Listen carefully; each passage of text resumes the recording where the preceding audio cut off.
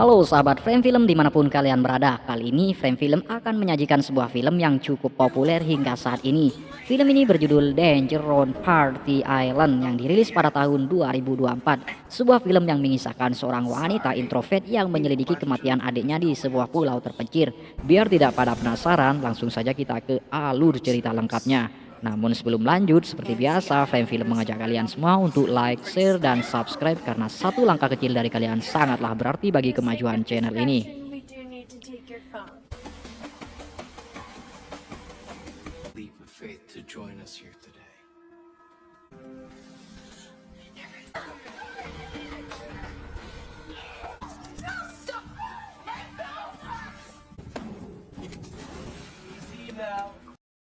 Film pun dimulai di sebuah kapal feri sedang membawa beberapa orang ke sebuah pulau terpencil. Sebagian dari mereka melakukan perjalanannya untuk berlibur menikmati akhir pekan. Sebagiannya lagi datang untuk bekerja, kecuali satu gadis bernama Melanie. Kedatangannya kali ini ialah untuk menyelidiki kematian adiknya yang bernama Georgia beberapa waktu lalu di pulau tersebut. Setibanya di pulau, Melanie langsung mendatangi kantor kepolisian setempat. Di sana ia ditemani oleh Pak Ladusing untuk melihat jasad yang diduga kuat jasad dari Georgia.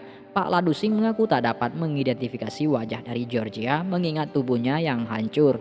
Ia hanya bisa menemukan beberapa bukti dompet milik Georgia yang terbawa arus. Dari dompet itulah Melanie mulai merasa curiga mengingat kematian Georgia yang kata Pak Ladusing gara-gara melompat ke laut dari tebing. Apalagi Melanie tahu betul jika adiknya sangatlah takut ketinggian sejak ia dari kecil. Melanie juga merasa curiga dengan tato baru yang berada di paha Georgia dan menyuruh Pak Ladusing untuk menyelidikinya. But it was we couldn't match dental records. I'm sorry.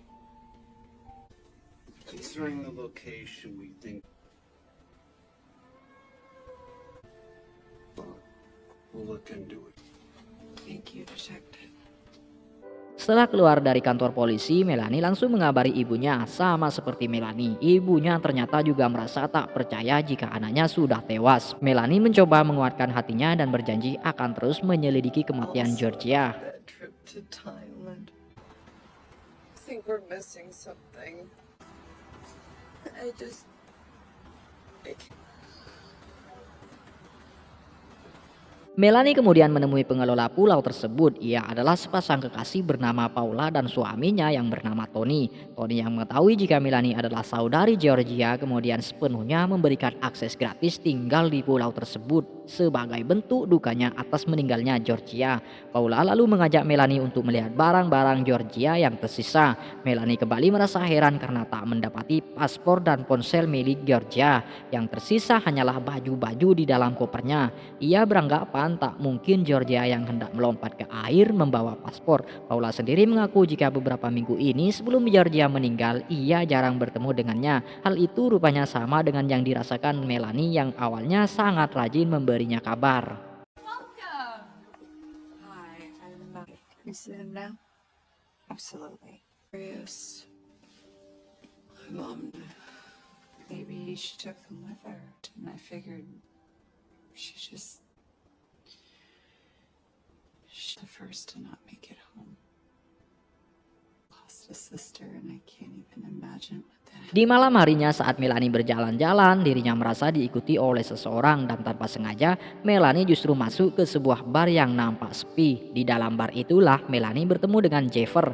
Ia adalah pemilik bar tersebut dan mengajaknya untuk minum bersama. Jeffer rupanya adalah teman Georgia dan mengaku banyak mengetahui tentangnya. Namun lagi-lagi Jeffer juga mengaku jika Georgia sudah lama tak datang ke tempatnya sebelum akhirnya kabar kematiannya terdengar. I'm so sorry.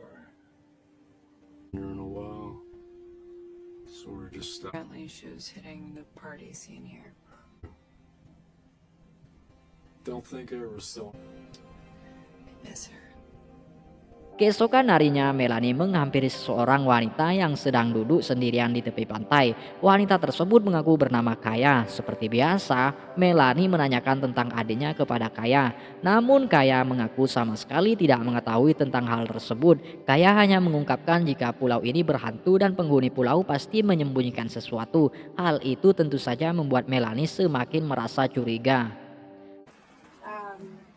Sorry to We have. Thank you. Sekembalinya ke hotel, Melanie terlihat menghubungi seseorang dan mengungkapkan jika ia akan kembali membawa jasad Georgia setelah proses autopsinya selesai, walaupun Melanie sendiri tak yakin proses autopsinya akan berjalan sesuai prosedur. Tak lama kemudian Paula menghampirinya dan menanyakan kesibukannya semalam. Melanie yang mengaku hanya meminum di tempat Jeffer langsung diperingati oleh Paula dengan mengatakan jika Jeffer bukanlah orang baik-baik.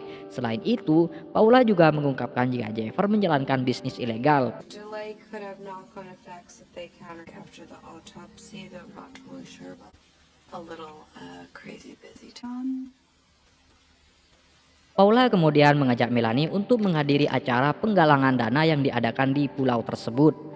Setelah melakukan persiapan, Melanie langsung pergi ke acara tersebut bersama Paula. Paula yang merasa Melanie tak percaya diri kemudian memberikan kalungnya untuk dikenakan Melanie. Sebelum acara selesai, Melanie mendapati logo yang sama persis ia temukan di paha Georgia. Ia pun memutuskan untuk kembali lebih awal. Saat di dalam mobil, Melanie langsung mencari tahu tentang logo tersebut. Namun ia tak mendapati kebenaran. Bahkan saat Melanie akan memasuki kamar hotelnya, ia hampir tertabrak oleh mobil yang sepertinya sengaja ingin membunuhnya. Try this.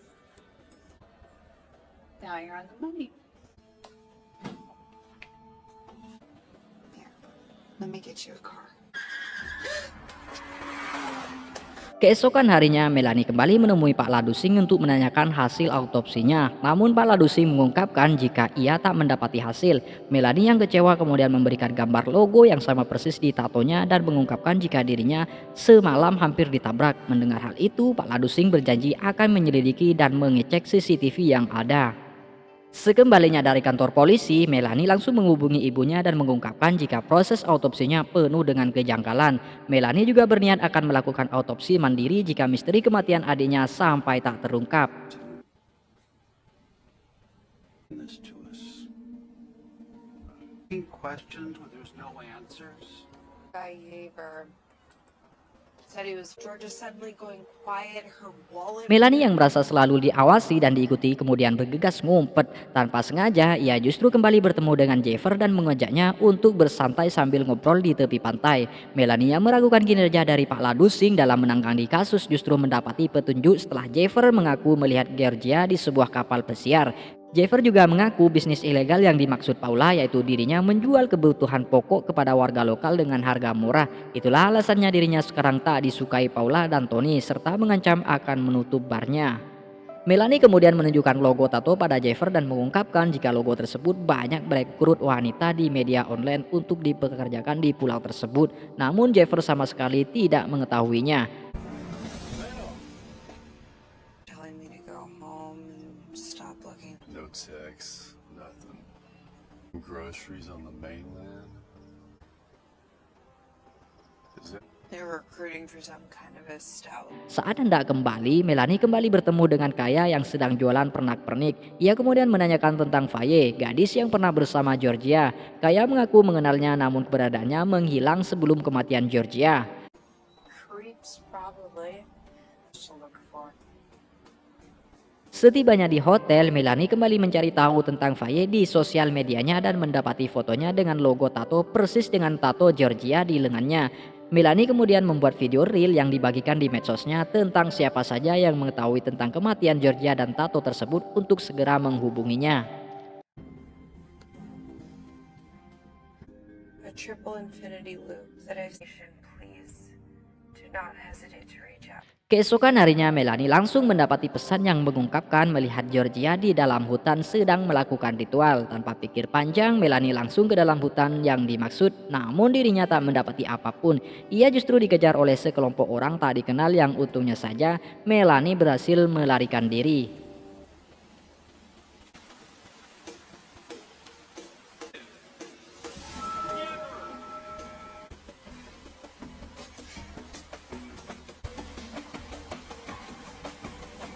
Setibanya di hotel, Melanie kembali banyak menerima pesan dari videonya. Dari pesan itulah Melanie menyadari jika Georgia bukanlah yang pertama. Sebelumnya sudah banyak yang mengaku jika salah satu dari keluarganya meninggal dan tak ada kabar. Di antara mereka banyak yang merasa janggal dan menyuruh Melanie untuk terus menyelidikinya. Asking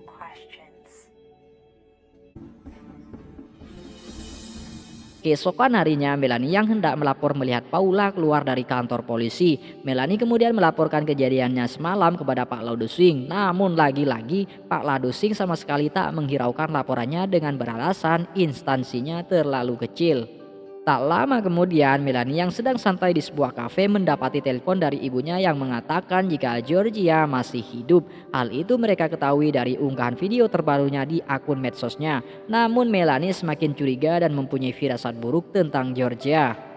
Melihat kejanggalan yang terjadi, Melanie kembali menemui Pak Ladusing. Ia mempertanyakan tentang mayat yang mereka identifikasi dan beberapa keanehan tentang kemiripan mayat tersebut dengan Georgia dan beberapa barang Georgia yang mereka temui. Melanie juga mengira jika itu mayat Fayez. Namun Pak Ladusing terus menyangkalnya dengan menuduh Georgia pergi bersama pria kaya. Hal itu tentu saja membuat Melanie kecewa kepada Pak Ladusing. Mom, you okay? She's All know that I am great. every tattoo is the same. I saw it. There's no clears everything up. Whose body? Those are hardly unique. Do you know who?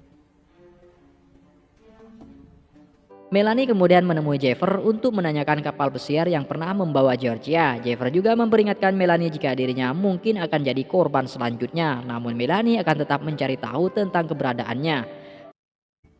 But my sister. Sadly.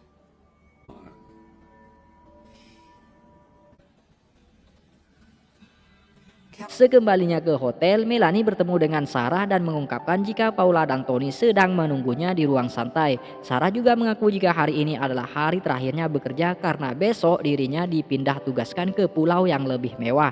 Sarah yang mengungkapkan jika dirinya akan dijemput kapal pesiar membuat Melanie semakin dekat dengan kebenaran. Tapi tiba-tiba Paula datang dan langsung mengajaknya untuk pesta miras atas perayaan kabar Georgia yang masih hidup. Which is unusual in itself.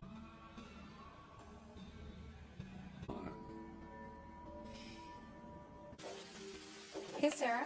Hey. Fancy Island Resort. I'm pretty. You tell it. Let's go ahead and. Saat mereka sedang menikmati miras, Melanie mengungkapkan jika dirinya masih akan tetap tinggal di pulau tersebut sebelum Georgia sendiri menghubunginya. Ia nampak belum percaya dan merasa khawatir akan keselamatan Georgia. Melanie juga mengaku jika akhir-akhir ini dirinya merasa selalu diawasi dan diikuti oleh orang-orang yang tak ia kenal. Namun Paula menyangkalnya dan mengira itu hanyalah turis. Tak lama kemudian Georgia tiba-tiba menelpon Paula. Melanie yang menanyakan keberadaannya justru semakin membuat Melanie yakin jika Georgia dalam keadaan bahaya dan tertekan. Tony sendiri secara sukarela menawarkan bantuan apa saja yang dibutuhkan Melanie demi menyelamatkan Georgia. Namun tak lama kemudian Melanie semakin sempoyongan dan pamitan untuk istirahat. Belum diketahui secara pasti apa penyebabnya, hanya sutradaralah yang tahu. I hope so. I decided not to. Georgia? Oh, God, it's so good to. Can't speak long. Georgia, please, how do we get you? That's the one. Tell him I said hi. See you later. Georgia, please. I think I need to go lay down for a minute. Saat Melanie tertidur di dalam kamarnya, tiba-tiba pria misterius masuk dan menyerangnya. Tapi untungnya saja, Melanie tersadar dan berhasil melarikan diri. Walau dalam keadaan panik, Melanie rupanya masih sempat membawa tas dan ponselnya. Ia menuju bar milik Jeffer dan tak mendapatinya di sana. Jeffer kemudian menyuruh Melanie untuk menjauhi bar tersebut lewat panggilan telepon dan menyuruhnya untuk menemuinya di kapalnya.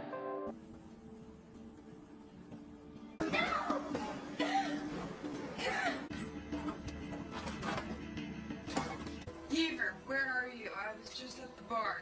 Setibanya di kapal, Jeffer ternyata juga mendapatkan teror dari orang-orang yang tak ia kenal dengan menghancurkan bar miliknya. Melanie kemudian berencana untuk ikut kapal pesiar yang akan menjemput Sarah besok. Jeffer sendiri berencana untuk kembali berlayar jika sewaktu-waktu dirinya diminta untuk meninggalkan pulau.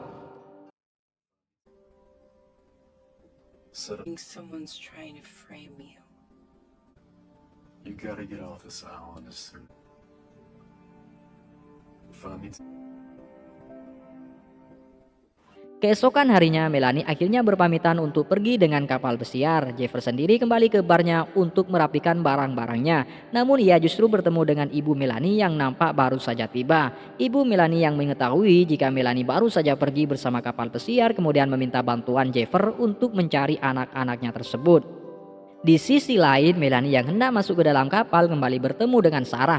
Mereka kemudian dipersilahkan masuk oleh pramugari kapal yang bernama Leha dan mengungkapkan jika kapal akan segera berangkat. Oh, I have to catch that. Mel's mother, Georgia's. Anywhere she might have gone. Few days. Oh, Oh, well, I'll be at your service today. Setelah kapal berangkat, Leha menyita ponsel mereka dan berjanji akan mengembalikannya setelah sampai di pulau. Saat Melanie menanyakan bagaimana caranya agar bisa bekerja di situ kepada Leha, ia justru mendapati tato yang sama di paha Leha. Hal itu tentu saja membuat Melanie kini semakin dekat dengan kebenaran. For the sake of discretion, we do need to take your phone. what's it like working here? How did? Thanks. Tak lama kemudian mereka pun sampai di pulau yaitu Semper Island, sebuah pulau kecil yang dijanjikan begitu indah. Di waktu yang bersamaan, Jeffer rupanya diam-diam mengikuti kapal mereka. Ibu Melanie sendiri mendatangi kantor Pak Ladusing, namun ia tak mendapati siapapun. It is. Seem to be headed southwest.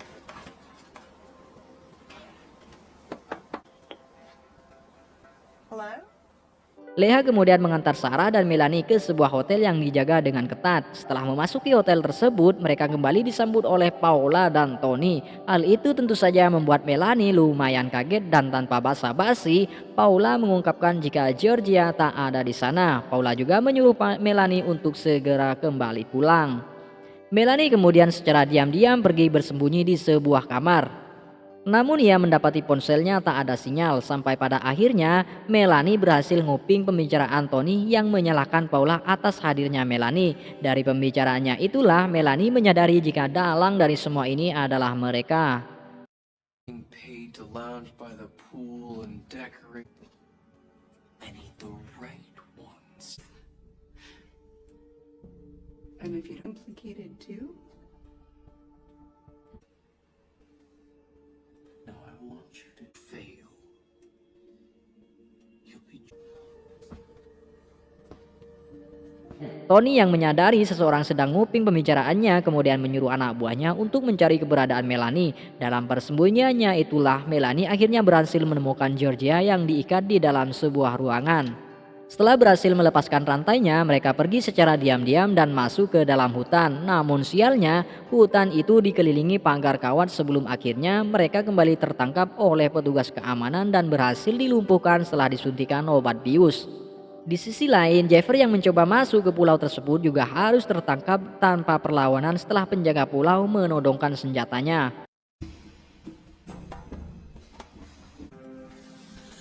Never thought I'd see you.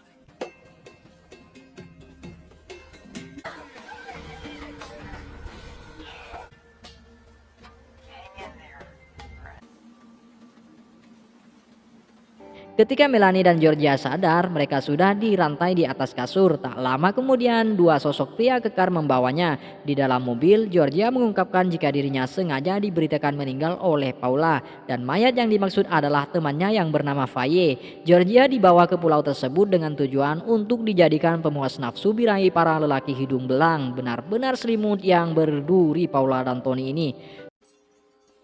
It's not your fault. So who's that girl? With your jacket? Brown girls who know what to look for. We look just. Setibanya di sana, mereka kembali disambut oleh Paula dan Tony serta Jeffer yang kini juga menjadi tahanan. Tepat saat Tony menghampiri Melanie, ia dengan cepat mengeluarkan jurus 1000 bayangan dengan menampol kepala Tony. Keributan pun mulai terjadi sampai pada akhirnya Melanie dan Tony saling menodongkan senjata. Tepat saat Tony akan menembak Georgia, Paula rupanya terlebih dahulu menembak Tony. Ia merasa Tony sudah melewati batas dengan selalu memerasnya melakukan kejahatan. Benar-benar ending yang sangat membagongkan. Film pun ditutup dengan Melanie dan Georgia yang berhasil kembali dan bertemu dengan ibunya menggunakan kapal Jeffer. Pesan singkat pada film ini adalah berhati-hatilah ketika mendapati tawaran pekerjaan dengan iming-iming gaji yang sangat fantastis, karena sesungguhnya setiap pekerjaan memiliki resiko masing-masing. Tetap syukuri dan jangan mengeluh karena rezeki seseorang sudah ditakar dengan porsinya sendiri. Terima kasih buat kalian yang sudah menonton dan nantikan kembali film lainnya.